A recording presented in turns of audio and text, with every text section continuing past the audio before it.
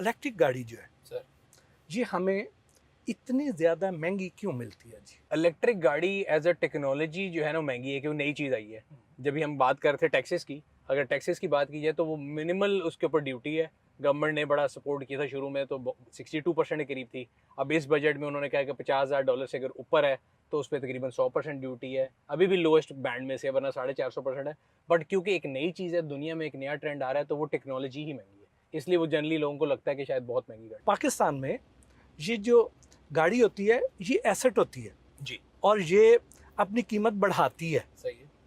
लेकिन जो इलेक्ट्रिक गाड़ी है क्या ये भी अपनी कीमत बढ़ाएगी या ये मोबाइल की तरह कीमत ड्रॉप कर देगी? आपने बिल्कुल से कहते हैं ना, हिट द आपने सर पे बिल्कुल मारा है और बिल्कुल सही बता दिया है। मेरे ख्याल से इलेक्ट्रिक गाड़ियां एक मोबाइल की तरह हैं और हर साल वो अपनी वैल्यू डिक्रीज करेंगी। रीज़न ये है, आज आप एक इलेक्ट्रिक गाड़ी लेते हैं जिसकी 400 किलोमीटर रेंज है, साल बाद उससे आधी कीमत पे डबल रेंज वाली गाड़ी आ जाती है, तो आपकी गाड़ी तो उससे भी नीचे रह जाती है। और ये मैं एक रिसर्च भी पढ़ा था कल कि 3 साल के अंदर इलेक्ट्रिक गाड़ियाँ जो है ना वो बिल्कुल अपनी मिनिमल वैल्यू पे आ जाती हैं, क्योंकि टेक्नोलॉजी बढ़ती जा रही है, बड़े से बड़े सेल आते जा रहे हैं, बेहतर टेक्नोलॉजी आ रही है। तो आप बिल्कुल ठीक कह रहे हैं और यही वजह है कि हमारे यहाँ पे क्योंकि लोग गाड़ी को प्राइस बाउंड के तौर पे लेते हैं, तो वो कहते हैं यार इलेक्ट्रिक लेंगे तो साल बाद तो नुकसान हो जाएगा, इसलिए वो नहीं ले रहे। पाकिस्तानी अवाम को क्या पैगाम देते हैं कि पाकिस्तानी अवाम को हाइब्रिड गाड़ी पे जाना चाहिए या इलेक्ट्रिक पे जाना चाहिए या पेट्रोल पे जाना चाहिए? बट सर मेरे ख्याल से जो शिफ्ट है ना पेट्रोल से डायरेक्ट इलेक्ट्रिक पे जाना तो बेवकूफ़ी है। पेट्रोल से अगर आपको शौक है कि आपने कन्वर्ट करना है और सेविंग करनी है, तो फिर हाइब्रिड, फिर इलेक्ट्रिक। जो पाकिस्तान के हालात हैं, जिस तरह आपने बताया कि अभी इंफ्रास्ट्रक्चर ही अवेलेबल नहीं है, सर, तो यहाँ पे अभी बहुत सारी अब इलेक्ट्रिक गाड़ियाँ पाकिस्तान में आना शुरू हो गई हैं। सर, अब BYD इतना बड़ा ब्रांड है, वो भी पाकिस्तान में आ रहा है। बिल्कुल। अब होगा सर ये कि जिस तरह पहले मैंने आपको बताया ना, टोटल अभी पाकिस्तान की अगर हम बात करें आज, तो पाकिस्तान में 1400 के करीब इलेक्ट्रिक गाड़ियाँ होंगी, जिनमें से 1200 के करीब एक ब्रांड की और बाकी 200 लोगों ने मंगाई थी। बट अब पिछले 1 महीने के अंदर BYD, चंगान की दीपाल और 1-2 और कंपनियां जो इलेक्ट्रिक गाड़ियां लेके आ रही हैं। सुनील मान के साथ उनके घर पहुंचे, जहां उन्होंने अपने गैराज में खड़ी तमाम गाड़ियां दिखाई।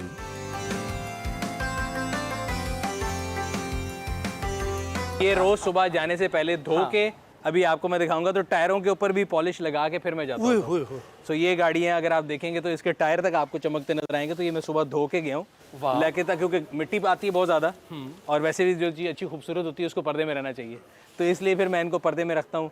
ये भी पुरानी है, तो मेरे मैं जैसे आपको बता रहा था कि मैं गाड़ियाँ इकट्ठी कर रहा हूँ जो मेरे पहले होती थी। तो ये मेरी दूसरी गाड़ी जो थी वो ये थी। ये दूसरी गाड़ी? ये दूसरी गाड़ी थी। ये हमारे रैली का ट्रक है जी, टकोमा। रैली में भगाने के लिए तैयार किया हुआ है।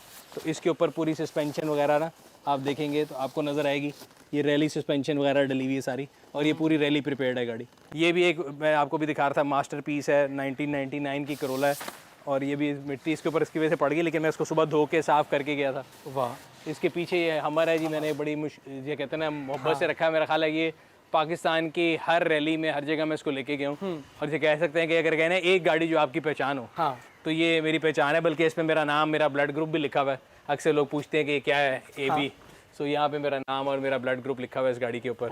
और यहाँ पे फिर अगेन पुरानी गाड़ी, जैसे मैं आपको बताता कि मेरे शौक पुरानी गाड़ियों वाले हैं, सो ये पुरानी BMWs की कलेक्शन है जी। वाह। ये तीनों कन्वर्टेबल हैं, तीनों BMWs हैं। एक ये है, एक ये है, एक आगे ये आपको नजर आएगी, ये भी BMW ही है। तो ये 3 BMWs हैं जी। वाह। और ये तीनों कन्वर्टेबल हैं। जिस दिन मौसम अच्छा हो, छत खोल के आपने घूमना फिरना तो उसमें जा सकते हैं। तो अभी हम इलेक्ट्रिक गाड़ी की बात करते हैं आगे। अब ये इलेक्ट्रिक गाड़ी आ गई जी। सो ये अभी नई लॉन्च हुई है, चंगान की गाड़ी। ये 540 किलोमीटर चलती है और ये आपके सामने चार्जर लगा हुआ है। इस टाइम पे ये चार्ज हो रही है। तो जब ये चार्ज पूरी होगी तो इसको निकालेंगे।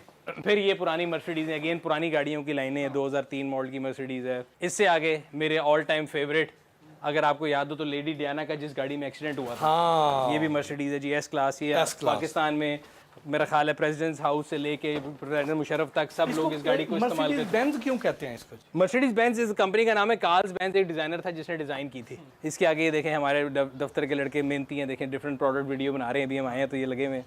सो ये 1964 की, मेरा ख्याल है मेरी पैदाइश से भी कई साल पुरानी गाड़ी है। और अगर आप इसकी रजिस्ट्रेशन देखेंगे, वर्किंग कंडीशन में, हाँ जी वर्किंग, और इसकी रजिस्ट्रेशन देखेंगे तो बड़ी खूबसूरत है। फिर एक और वो गाड़ी है आगे, और इस तरह हमने सारी खड़ी की हुई है। बट कोशिश ये करते हैं कि इनको झांप के रखें, साफ़ करें, शौक पूरा करें। सुबह 2-3 घंटे इनके साथ गुजार के फिर दफ्तर की तरफ निकलते हैं। तो आप गाड़ी बेचते नहीं हैं, सिर्फ खरीदते हैं?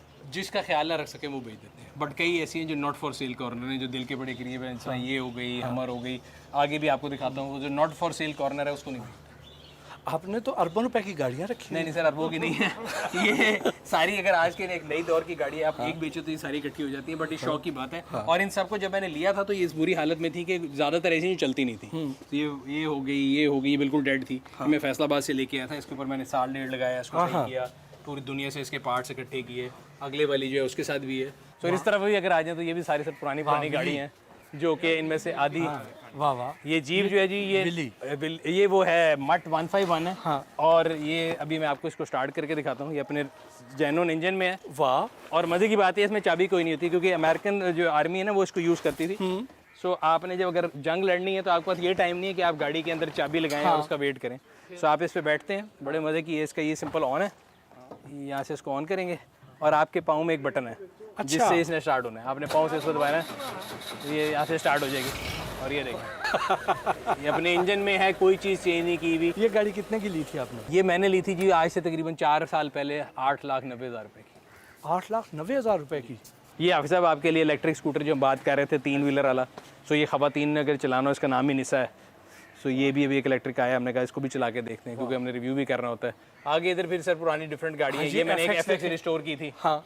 तो ये उसको पूरा रिस्टोर करके खड़ा किया हुआ है ताकि वेदर के इम्फेक्ट से बची रहे। तो उसको भी उसके अंदर खड़ा किया। चमक आप उसकी चेक कर सकते हैं कैसी बनाई गई है।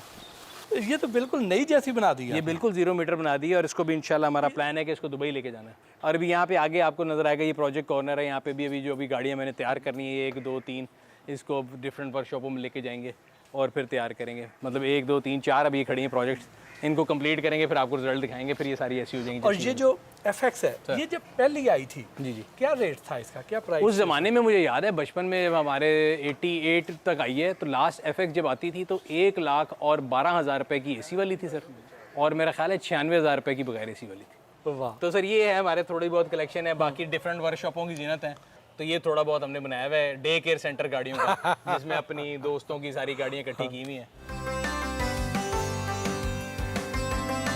सुनील सरफराज मंच ने अपनी वर्कशॉप का विजिट भी करवाया, जहां रैली के लिए गाड़ियां तैयार की जाती हैं। तो हमारी रैली की जितनी गाड़ी उधर तैयार होती हैं, वो भी 2 तैयार हो रही हैं लाइन में। ये तीसरी वो है जो मेन रिजर्व सरफराज हम लोगों ने चोलिस्तान में भगाई भी थी। तो ये गाड़ी आप देखेंगे टोटली रेस प्रिपेयर्ड है। अभी आप पूछ रहे थे गाड़ी अगर उलट जाए तो क्या होता है। तो आप ये देख रहे हैं इसके ऊपर ये स्ट्रेंथ के लिए रोल बार लगी हुई है।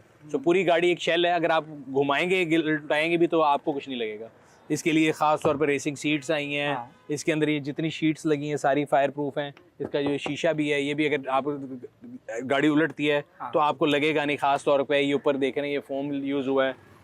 और इसकी पूरी बॉडी अगर आप बाहर की देखेंगे तो ये फाइबर का काम हुआ है। सो ये दरवाजे लोहे के, वेट रिडक्शन के लिए ये आप देखेंगे फाइबर का। फिर इसको स्ट्रेंथ देने के लिए पीछे एंड टू एंड ये आप देखेंगे लोहे का पूरा स्ट्रक्चर बनाया फ्रेम हुआ है, पूरा फ्रेम है, जिसके ऊपर इसके यहाँ पे जब आप रेस पे जाते हैं तो स्पेयर टायर लग जाता है। यहाँ पे इसका वो लग जाता है जैक। ये इसका एक्सटर्नल फ्यूल टैंक है जिससे आप इसको फ्यूल लेते हैं। और ये इसके ट्रिपल बाईपास शॉक हैं, जो आम गाड़ी के लिए तो आप शॉक देखें सिंगल होता है। इसके ट्रिपल बाईपास शॉक हैं, इसके BF गुडरिच के टायर हैं, रेसिंग लाइट अलॉय व्हील्स हैं। और इसी तरह अगर आप आगे आ जाएंगे तो आप भी इंजन की मॉडिफिकेशन आप देखेंगे कि अभी इस पर काम चल रहा है। सो इसमें अभी इंजन डला है। ये 5.7 5700 cc इंजन होता है। ये रेडिएटर चेक करें आप, रेसिंग के लिए ख़ास तौर पर बना हुआ है।